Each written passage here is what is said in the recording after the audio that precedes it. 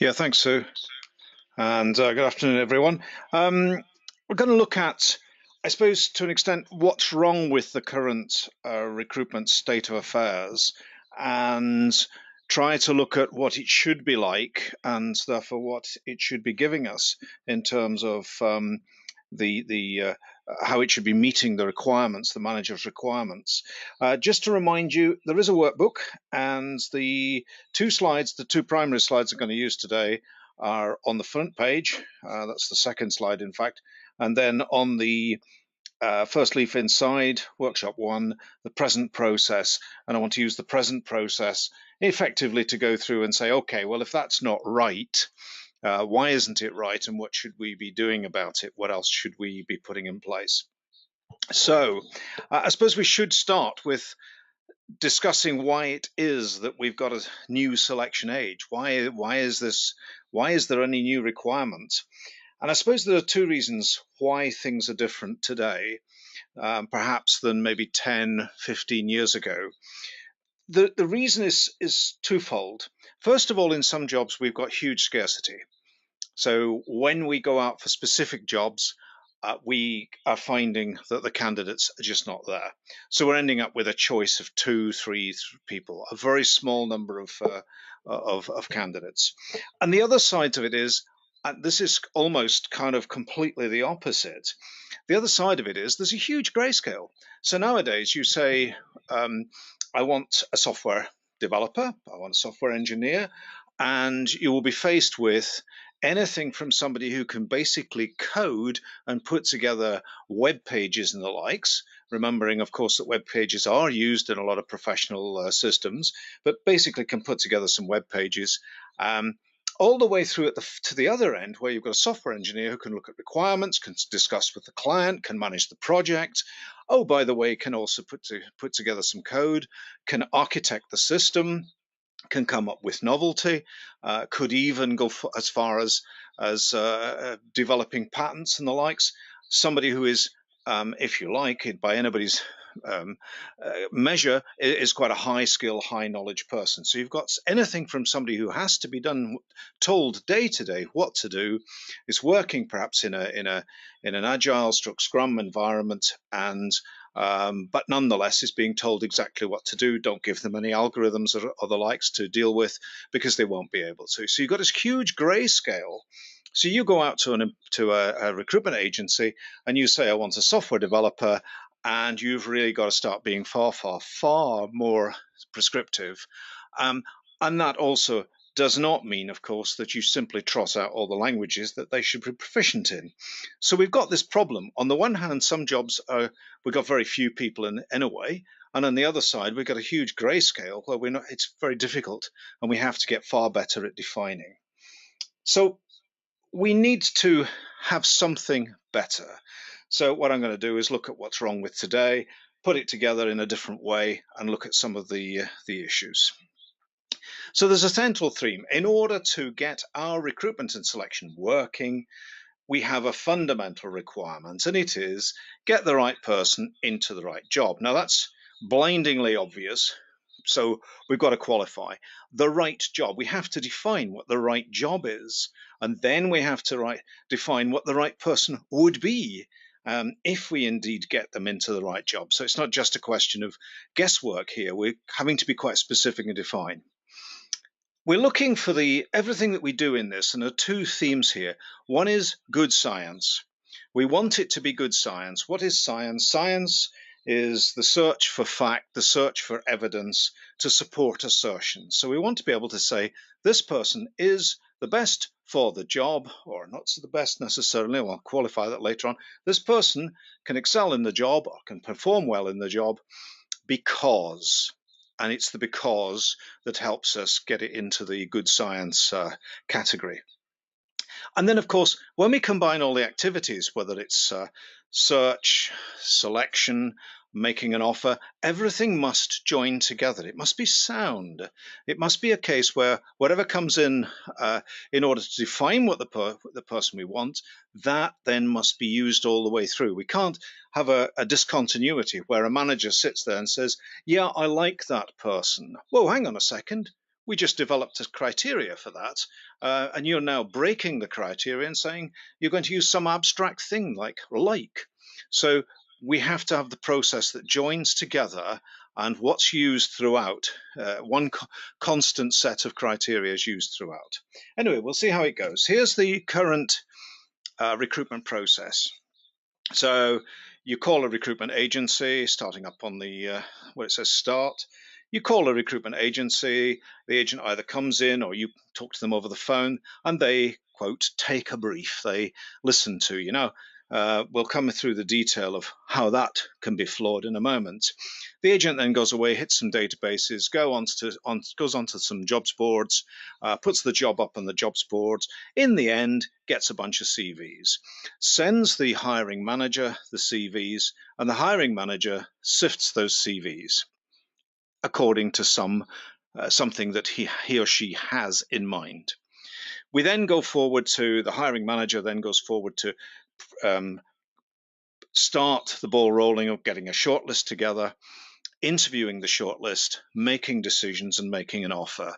So let's look at where things fall down. The first thing is that I talked about getting the right person in the right job. What is the right job? We need to start defining. It's not enough to ask an agent to come in and take a brief. They are not going to be familiar with the company. They're not going to be that familiar. You've got to remember that recruitment agents are typically generalists who will are simply in the business of selling people. They're not specialists, they're not psychologists, they're not going to be of the mind to be able to analyze. So you've got two people there, the manager and the agent, and they've got to come to a common ground, common way of defining what it is, common way of defining the personal characteristics of the person you require. And that's the first area of problem. If you get the wrong spec, then of course this is the bit where you're actually defining who's wanted. Well, if you define who's wanted wrongly, then when it comes to making the offer and getting the person in the job, the person will be wrong. So if you get the wrong person in the wrong job, or indeed the right person, but it's just the wrong job, and that happens quite a few times. So we have to be careful that we get this early stage right. We get this brief absolutely right. And I would turn it around and say it's not just a brief, it's a specification for a person. And we're trying to define the specification. We also want to know where that spec comes from. It's not enough to just have a spec. And actually, before the start phase, we would advocate a modeling stage where the job is modeled. So we understand exactly where the job comes from and how it fits into the rest of the company. And this is the stage where we're at of job design. And next week's webinar is job design. And this is getting this job specified using modeling to spec the job, not sitting there and talking about abstract things about, oh, I'd like somebody who is good at, or oh, I'd like somebody who's really quite proactive and who will actually go out and meet customers. We need an awful lot more than that. We need to get the spec right. So we need to convey the spec. We need to get the spec right. We need to do that by modeling, and we need to convey it to the agent. The next thing then is search. Now, if you know anything about, even in fact, if you don't know anything about signal processing, but in the world of signals, if you leave your receiver open for a length of time, you are more likely to receive the signal you want. Put it another way, if you've got a window open and you open the window for a very short time in the summer, you will get one or two flies in. If you leave the window open for an awful lot longer, you'll get an awful lot more flies in. So when we're trying to recruit, one of the fundamental things we can't do is just open the advert, open the search, open the database, the work with the database to search for a matter of weeks. Simply, we won't get that many people in. If we want more people, we have to keep the window open to the point that we would typically say if companies can afford it, then they should go into continuous recruitment. They should effectively, it's a continuous search, they should effectively leave the window open all the time. Now that does demand that you're able to do without the person. You don't have to hire somebody right now. You can wait till somebody comes along. You can line up all your flies and see which one is actually good for the job. But the essence is, try to keep the window open for a reasonable length of time, rather than just simply send to the agency. Agency sends you some CVs, you sift the CVs. That's no way to get a good person, because you're simply not leaving the window open for long enough. We'll go through when we look at it next week. We'll look through to how the agent uses the spec for the job in the search criteria, and that's quite a critical point. We'll look at that next week. So the next bit then is okay, so the hiring manager sifts the CVs. We're not going to go into the CVs. I mean, the assumption is that, look, it's a CV. It's going to say some stuff on it. We won't go into the detail of that. The key thing is that the agent sends the CVs to the hiring manager, who sifts. Now, there's a problem there. Unless we've spec'd the job right, we've got a criteria problem, because the hiring manager has to have the very clear criteria in his or her mind in order to do this sifting. In order to do this first down selecting, this of course assumes that there's a good number of CVs, but we really need to have that criteria quite well taped. In this case of a software engineer, we don't want somebody saying, oh, yeah, this is really good. He or she has, I'm talking here about the CVs, he or she has got, they've done some work on database design. Oh, that'll be really good. Well, hang on a second. Was that a part of the requirement? Was that defined?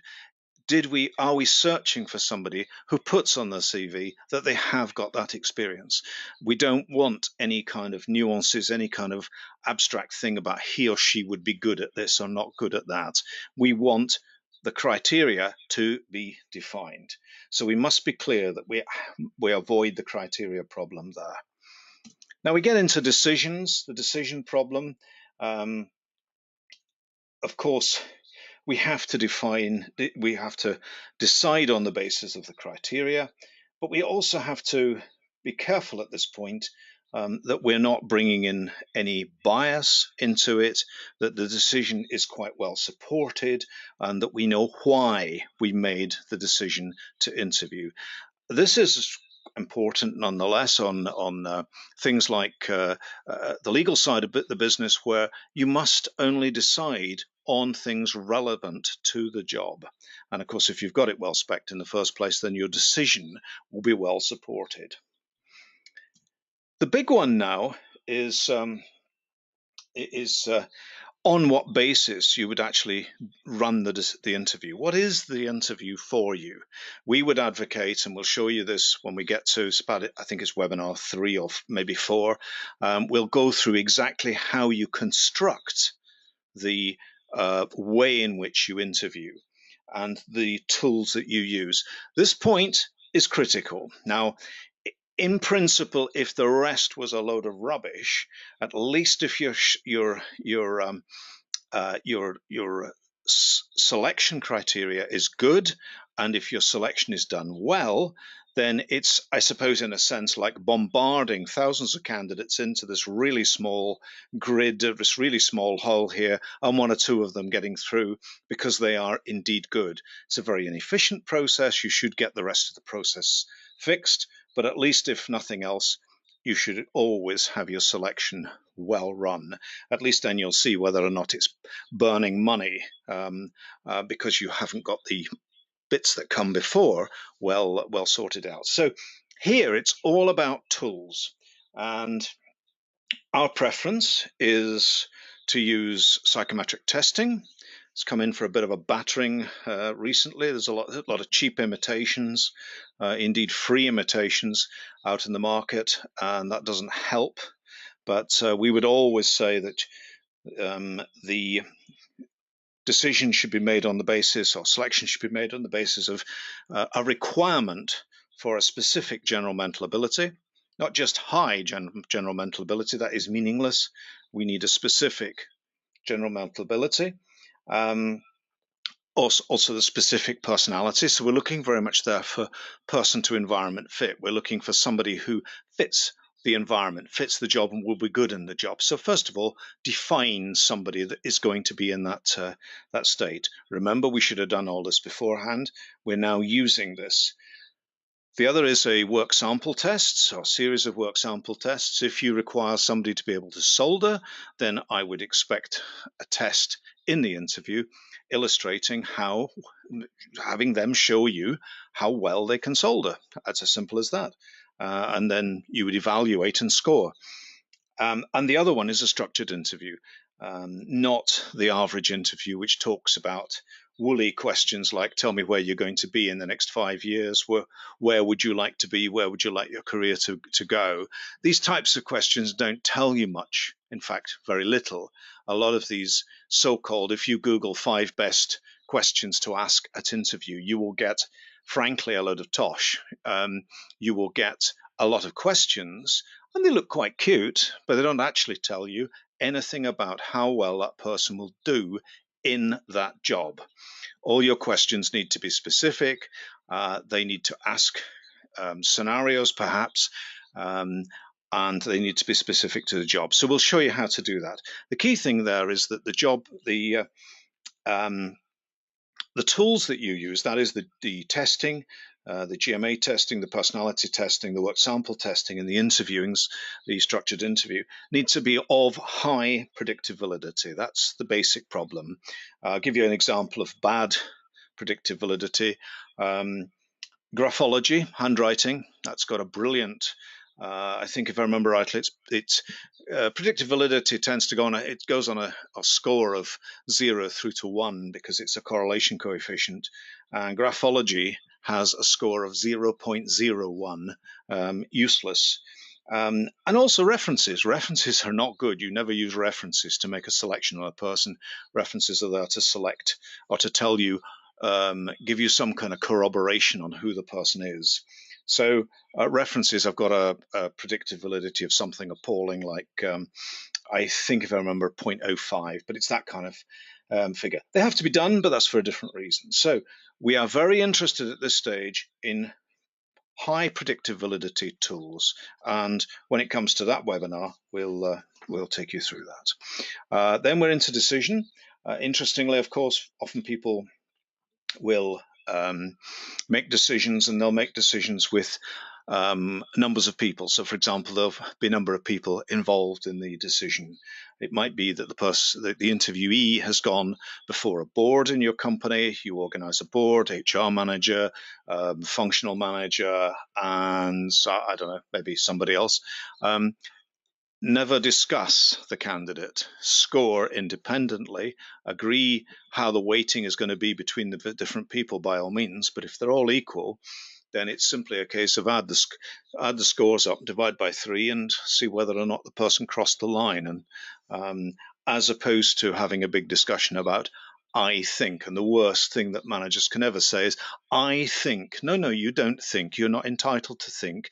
Did the person or did they not give you evidence such that you were led to believe that they would be good in the job? It's not about what you think, it's about the evidence.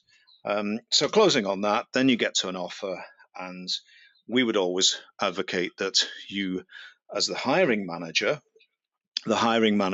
makes the offer, not the agent. That's the worst thing that happens. Classically, the hiring manager decides to chicken out, phones the agent, says, would you see what the candidate thinks if we offer them 54,000? Oh, okay, I'll come back to you. No, they're not. Forget all that. You have an offer to make. There can be reasons for using intermediaries, but you have an offer to make, and it comes across a lot better if you, as the hiring manager, do the offer. We'll again show you how to do offers and the whole business of making offers in that relevant webinar. So here we go, just summing it up. Put the effort in front end, select the candidates in line with characteristics in line with the person you've defined, use predictively valid tools, um, support everything with evidence, and you're only looking for somebody who can do the job. You're not necessarily looking for the best person. That sounds a bit weird, but you're not necessarily looking for the best person. So therefore, because if you demand the best person, then you'd best wait an infinite time. What you're looking at is a person who can get is ticks all the boxes, meets all the requirements. If you haven't yet found your best person because you think somebody else could come along, probably not. It's once you've got your person and you are very happy with them, then go ahead and make the offer. So what we will look at is a modified process. It starts with describing the job, just as we've said. It starts with modeling, and we'll take you through that. It starts up in the characterize end, defining in detail what you want, running through search, the details of search, how you do search, and we'll talk a bit about, when it comes to it, we'll talk a bit about agencies, but we'll also talk about search in the sense of, certainly as far as we're concerned, we would use LinkedIn today. LinkedIn is great because it means you're not just looking at the people who are looking for jobs, you're looking for people who are already in jobs that you could potentially unseat from their current job. Lots of decisions to be made around there. You'll notice the ideal profile features again, and it features in search. We use a pre-select process, which some of you may be familiar with, where we run pre-select tests, which are very simple tests. And we also do telephone interviewing. And then you're into selection. We advocate for 2 interviews. We'll explain all about that when the time comes. And then down to actually getting the person on. And if anybody's on who's familiar with fishing, the whole onboarding process for us is a little bit like getting a heavy fish or a strong fish and landing it with a light line. You're playing, you're working with the person. It's not a case of offering them something and hoping that they join. There's a lot of work to be done, and we'll take you through that. So there we go. That's as an introduction. That's saying the problems. It's saying the essence of the science. The essence of the science is define what you want and then select for it. Search for it, select for it. It's a science. It has to be a robust process. We're not looking for anybody along the way. You develop a nice criteria, and along the way, somewhere, a manager makes a decision on the basis of who they like. In which case, your robustness has gone from the process. Your ability to justify your decisions in the process have gone. So there we are. That's the overview, and that's the essence of how one would get to the point. For example, I mentioned the grayscale at the beginning, how you'd overcome the grayscale. The answer is by being quite definitive about what you want, characterizing the person you want in terms that are easily differentiated, and then making decisions that effectively throw away all the people that will not meet that requirement, and that gets us away from the grayscale, gets us into specifics. If we want a software developer who's going to be doing exactly what they're told, fine, we'll define that. If we want a software engineer who's engaging with the clients and building requirements and interfacing with the clients and managing the project, etc., we'll get that. We have to be definitive. So there we go. Look forward perhaps to talking to you again next week. And at that point, I'll hand it back to Sue.